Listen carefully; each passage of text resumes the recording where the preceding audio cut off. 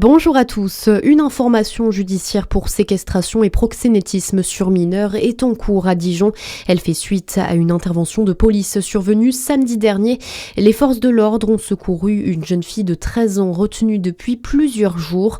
3 personnes ont été interpellées. L'adolescente, de son côté, a été immédiatement prise en charge par les services sociaux. L'affaire du curé de Sombernon s'alourdit. 8 nouvelles victimes sortent du silence et accusent Yves Grosjean de pédophilie. Au total, 13 victimes sont désormais identifiées dans ce dossier qui secoue la Côte d'Or. Le prêtre de 69 ans reste en détention provisoire, la cour d'appel de Dijon ayant rejeté sa demande de placement en monastère hier. Les juges craignent des pressions sur les nombreuses victimes potentielles encore non identifiées. Cap sur 2035 pour l'énergie française. Sébastien Lecornu est attendu aujourd'hui dans le Jura pour dévoiler la stratégie énergétique du pays pour les 10 prochaines années.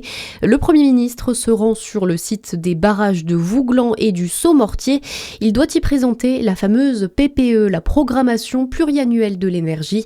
L'enjeu est de taille, définir la place exacte de l'hydroélectricité et des énergies renouvelables.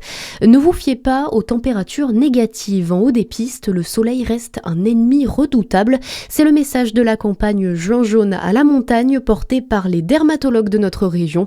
L'objectif, rappeler que le soleil d'hiver est aussi dangereux que celui d'été, notamment à cause de la réverbération sur la poudreuse. Un danger trop souvent sous-estimé par les vacanciers, Lina Sidi Moussa. Oui, le soleil est aussi dangereux sur plage qu'en montagne, voire plus. Selon Météo France, le sable sec d'une plage renvoie environ 15% du rayonnement UV, jusqu'à 80% pour la neige fraîche.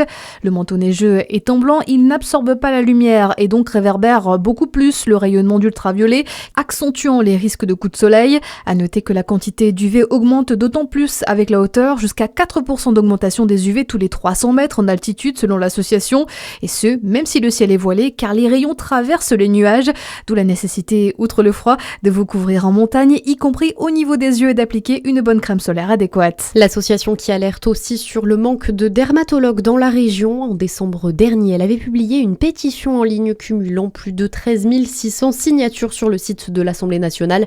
Il en faudrait 100 000 pour être examinés. La une de l'actualité, c'est aussi la tempête Nils qui continue de balayer la France ce matin. 4 départements sont en alerte rouge. La tempête qui a fait une victime dans les Landes. Un chauffeur routier est mort cette nuit près de Dax après la chute d'une branche sur son camion. Plus de 800 000 foyers sont également privés d'électricité. Et puis la consécration pour le duo Guillaume Cizeron, Laurence Fournier-Baudry au JO de Milan-Cortina. Le duo tricolore a remporté hier la médaille d'or en danse sur glace. La météo à suivre sur Fréquence Plus.